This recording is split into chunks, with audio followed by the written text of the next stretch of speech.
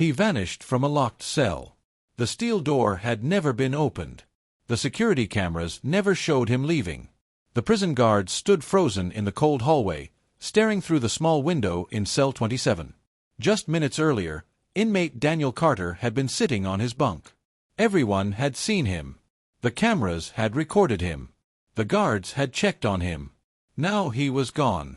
The bed was empty. The tiny sink stood untouched. The narrow cell had no broken walls, no damaged floor, and no open vents large enough for a person to crawl through. Yet Daniel Carter had vanished. Warden Robert Hayes pushed past the guards and stepped into the cell. His eyes moved across every corner. "Search everything," he ordered. The guards checked under the bed. Nothing. They checked the ceiling. Nothing. They searched the walls. Nothing. Then one guard noticed something strange. A small scratch mark near the back wall. Just one scratch. The guard bent down to look closer. Behind him, the warden's face slowly changed.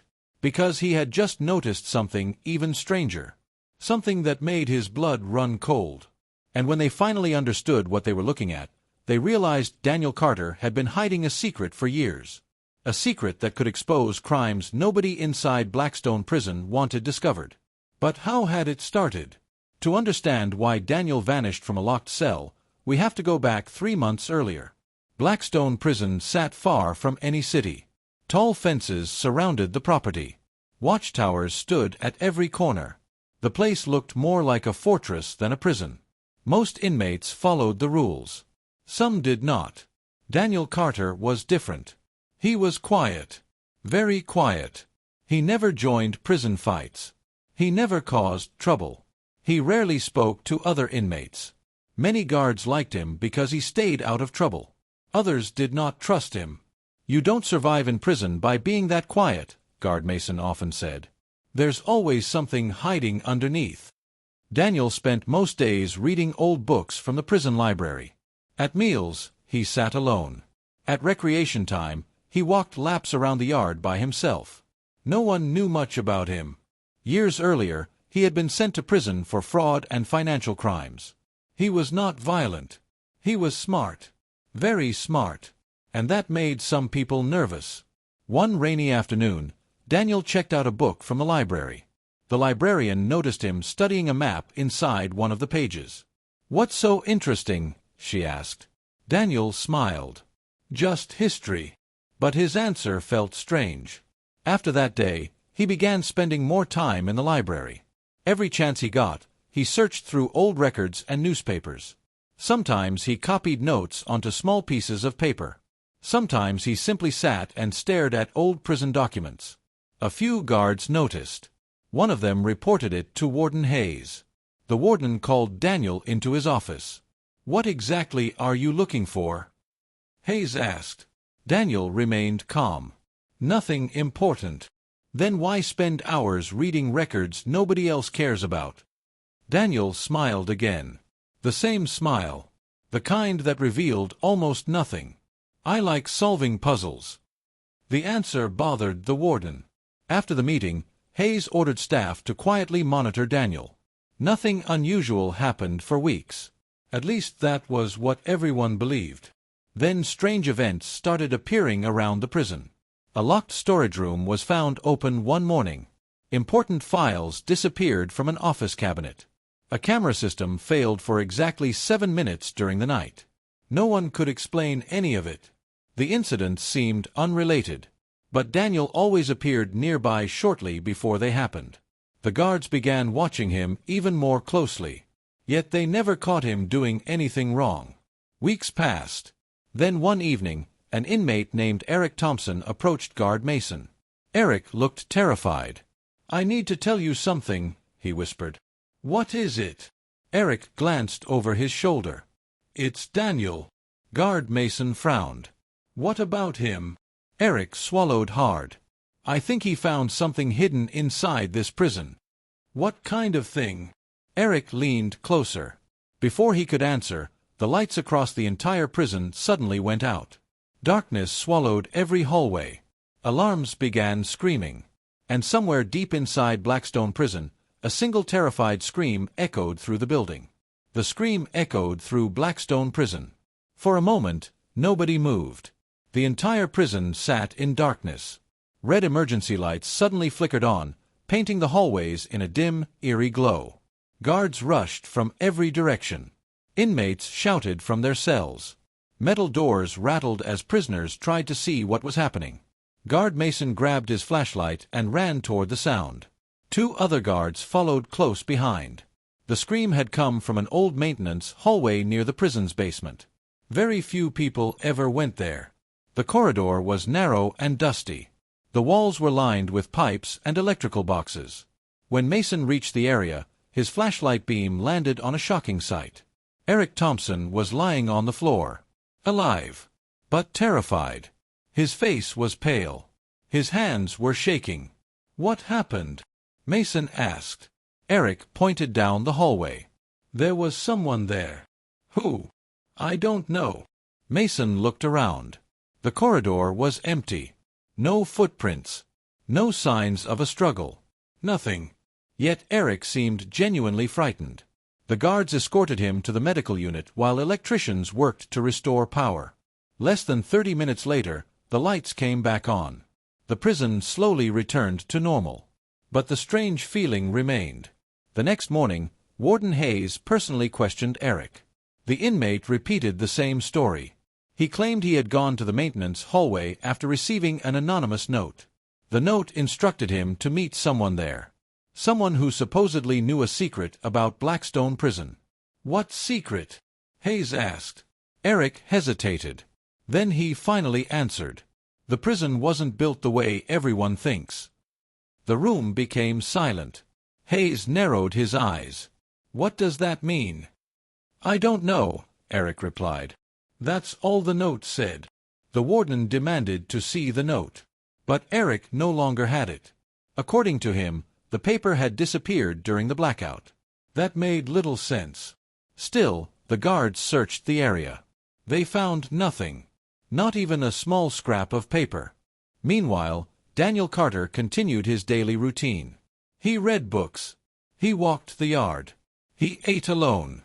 On the surface, nothing seemed different. But Guard Mason noticed something. Daniel looked almost disappointed, as if something had gone wrong. That observation stayed in Mason's mind. Later that week, another strange event occurred. A maintenance worker reported hearing noises behind a basement wall. At first, everyone assumed it was old plumbing. Blackstone Prison was decades old. Strange sounds were common. But the worker insisted it sounded different.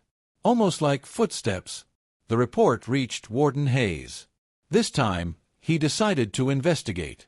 A team of guards searched the basement. The area contained storage rooms, old equipment, and maintenance tunnels. Most of it had not been used for years.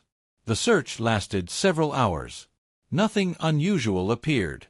The guards were preparing to leave when Mason noticed something. A section of wall looked newer than the rest. Not much newer. Just enough to stand out. The paint color was slightly different. The concrete texture didn't quite match. Mason tapped the wall. The sound surprised him. It was hollow. Very hollow. The other guards heard it too. Everyone exchanged nervous looks. The prison blueprints were brought from storage. Engineers studied them carefully. According to the plans, there should not have been an empty space behind that wall. Yet the hollow sound suggested otherwise. The discovery created immediate concern. Workers arrived with tools the following morning. The warden watched closely. So did several guards. Word spread quickly among the inmates. By lunchtime, everyone in the prison was talking about the mysterious wall. Even Daniel Carter seemed interested. During recreation time, Mason noticed Daniel watching the maintenance crew from across the yard. Not openly. Just enough to make it obvious he cared. The workers spent hours removing layers of concrete. Slowly, the wall began to come apart. Dust filled the air. Chunks of concrete hit the floor. Then one worker suddenly stopped.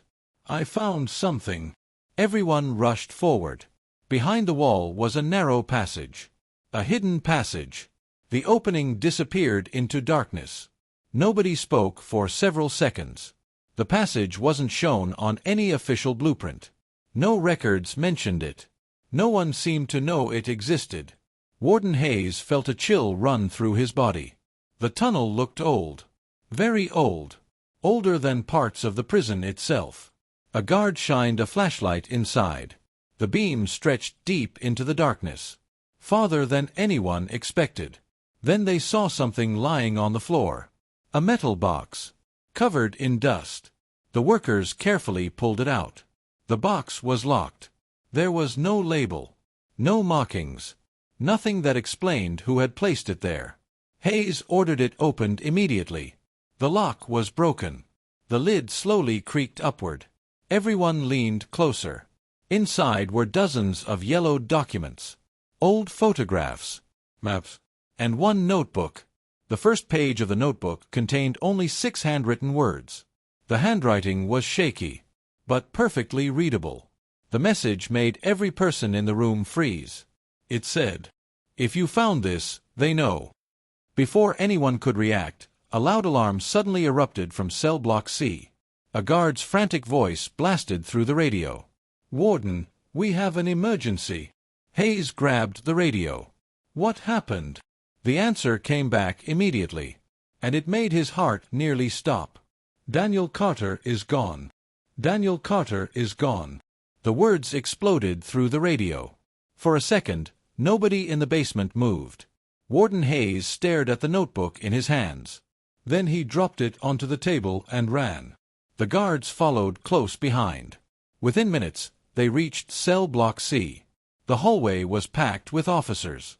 Cell 27 stood open. The atmosphere felt tense. "What happened?" Hayes demanded. Guard Wilson pointed toward the cell. "We checked on him during the routine count. And he was there." Hayes frowned. "Then what?" 10 minutes later, he was gone. The warden stepped inside. The small cell looked normal. The bed was neatly made. A few books sat on a shelf. Nothing appeared disturbed. It made no sense. The prison was on full lockdown. Every door had remained secured. Every camera was operating. No alarms had reported a breach. Yet Daniel Carter had somehow disappeared. The security footage was reviewed immediately. A group of officers crowded into the monitoring room. The video showed Daniel sitting on his bunk, reading, turning pages, looking completely calm. Then he stood up, walked toward the back wall, and moved out of camera view for just a few seconds. When he should have reappeared, he didn't. The camera continued recording. The cell remained empty. Daniel simply never came back into view. Nobody could explain it. The footage was checked again. And again. The result never changed.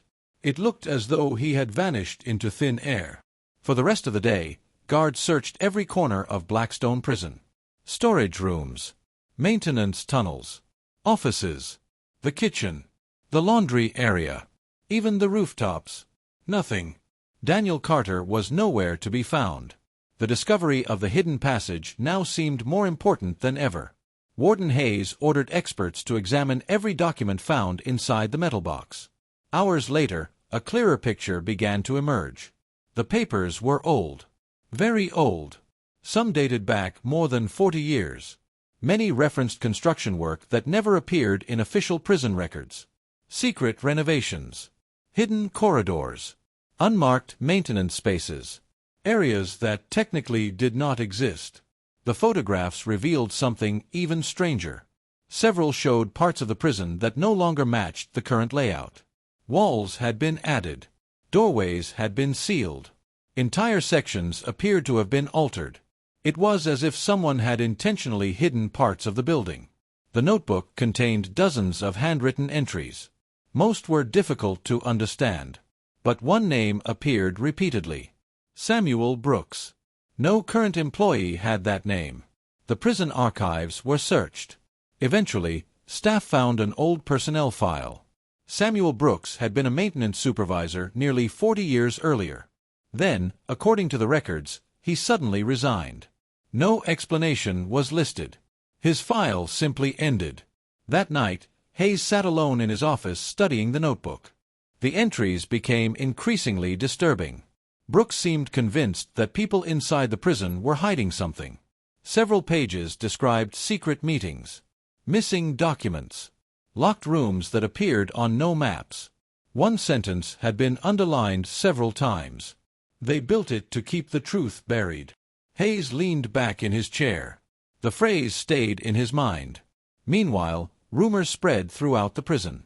Inmates whispered about hidden tunnels, secret rooms, lost evidence. Some claimed Daniel Carter had escaped. Others believed he had discovered something nobody wanted found. The uncertainty made everyone nervous. The next morning, a major breakthrough occurred.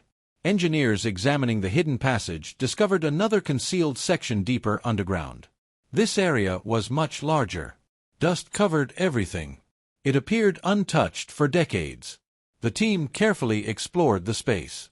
Old pipes ran across the ceiling. Broken shelves lined the walls. Then they found a room. A room hidden behind a rusted steel door. The lock had long since decayed. The door creaked open. Everyone stepped inside. Rows of filing cabinets filled the room. Hundreds of files sat untouched. Some were covered with so much dust they looked like gray bricks. Warden Hayes arrived moments later. The team began opening cabinets. Inside were records. Thousands of records. Many should have been stored in official archives. Others had never been seen before. One cabinet contained reports about construction projects. Another held disciplinary investigations. A third contained employee complaints. The deeper they searched, the stranger the documents became. Then one investigator pulled out a thin folder. "There's a photograph in here." Hayes walked over. The investigator handed it to him. The image showed a group of prison employees standing together. The photograph looked old. Maybe 40 years old. Hayes examined each face carefully. Then his eyes widened. One man in the picture looked familiar. Very familiar. He wasn't supposed to be there. In fact, he shouldn't have appeared in a 40-year-old photograph at all. Yet there he was. The exact same face. Not older. Not younger. Exactly the same. Warden Hayes felt a chill crawl up his spine. Because the man standing in the picture looked identical to Daniel Carter. And taped to the back of the photograph was a handwritten note. A note that made the room fall silent. It read, "He has been here before. He has been here before." Nobody spoke. The hidden room seemed colder than before. Warden Hayes stared at the photograph again. Then again. The face was unmistakable. The man standing among the prison employees looked exactly like Daniel Carter. Same eyes. Same nose. Same smile. Everything matched. But the photograph was over 40 years old. That was impossible. Daniel Carter was only 38 years old. He could not have been standing in a picture taken before he was born. "There has to be an explanation," one investigator finally said. Hayes nodded. But deep down, he was not so sure. The photograph was sent to experts for examination. They checked the paper, the ink, the chemicals used during development. Everything confirmed the same thing. The photograph was authentic. It had not been altered. The man in the picture had truly been there. Meanwhile, the search for Daniel continued. Every tunnel was examined. Every hidden space was searched. Still nothing. It was as though he had vanished from the face of the earth. Days passed. The prison remained on lockdown. Many inmates grew restless. Rumors spread faster than ever. Some believed Daniel had discovered buried treasure. Others believed he had uncovered corruption. A few even claimed he was a ghost. Guard Mason ignored the rumors. He preferred facts. And one fact kept bothering him. Daniel had spent months studying prison records. He had known something. The question was what? Mason returned to the hidden room underground. He carefully searched through cabinet after cabinet. Most contained boring records, old maintenance reports, supply orders, inspection documents. Then he found something unusual. A thin notebook hidden inside a false drawer. The cover contained no title, only a date. 41 years earlier. Mason opened it. The first pages described construction work inside Blackstone Prison. But the entries quickly became stranger. The writer claimed certain prison officials were secretly using hidden areas beneath the facility. Meetings were being held underground. Records were disappearing. Evidence connected to major financial crimes was being concealed. The notebook repeatedly mentioned one phrase: the vault. No explanation was provided. Only the name. The farther Mason read, the more concerned he became. Then he reached the final pages. The handwriting grew messy, almost desperate. One entry stood out. If anyone finds this notebook, look beneath the old chapel floor. The truth is hidden there. Mason immediately brought the notebook to Warden Hayes. The old prison chapel had been closed for years. Few people even remembered it existed. It sat near the far edge of the prison grounds. Unused. Forgotten. That afternoon, Hayes assembled a small team. Together they entered the abandoned building. Dust covered everything. Broken benches lined the room. Sunlight filtered through cracked windows. The place felt frozen in time. Using old maps, the team located the center of the chapel floor. Workers began removing wooden boards. Hours passed. Then one worker struck something hard. Not concrete. Metal. Everyone gathered around. The boards were cleared away. A large steel hatch appeared beneath the floor. The hatch had no handle. No visible lock. Nothing. Just a flat metal surface. Engineers spent nearly an hour figuring out how to open it. Finally, hidden mechanisms clicked. The hatch slowly rose. A dark stairway descended into the earth. Nobody said a word. The air coming from below felt cold and stale, as if the space had been sealed for decades. Flashlights illuminated the darkness. The team carefully moved downward. The staircase seemed endless. 20 steps. 30. 40. Finally they reached the bottom. A massive underground chamber stretched before them. Everyone stopped. The room was enormous. Much larger than anyone expected. Rows of shelves filled the space. Boxes covered the floor. Cabinets lined the walls. This had to be the vault. Thousands of documents appeared to be stored there. The discovery was astonishing. Hayes immediately called for additional investigators. For the next 2 days, teams worked around the clock. The records revealed decades of hidden activity. Financial crimes. Bribery schemes. Evidence that had never reached courts. Corrupt officials protecting one another. The hidden chamber contained secrets that powerful people had buried long ago. The case soon attracted attention from federal investigators. But amid all the discoveries, one mystery remained unsolved. Where was Daniel Carter? Then, late on the second night, another breakthrough occurred. An investigator found a sealed envelope hidden inside one of the cabinets. The envelope contained a single letter. It was addressed directly to Warden Robert Hayes.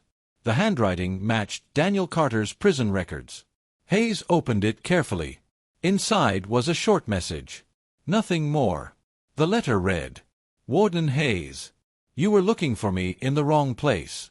I never wanted to escape. I wanted you to find the vault. Now you finally have. But there is one more secret. Someone inside Blackstone Prison has been protecting these crimes for years. And that person already knows you found the truth. By the time you read this letter, they will make their move. Look behind you." Hayes felt his stomach tighten. Slowly, he lowered the letter. The investigators around him stared in confusion. Then a loud metallic sound echoed through the underground chamber. Clang! The giant steel hatch above them slammed shut. The lights instantly went out. And from somewhere inside the darkness, a calm voice spoke. A voice none of them expected to hear. "You're finally asking the right questions. You're finally asking the right questions." The voice echoed through the darkness. Nobody moved. For several seconds, the underground chamber was completely silent. Then flashlights flickered on one by one. Their beams cut through the darkness. Warden Hayes slowly turned toward the sound. His heart pounded. The voice had sounded familiar. Very familiar. "Who's there?" Hayes called out. No answer came. The investigators stood close together. Everyone scanned the room.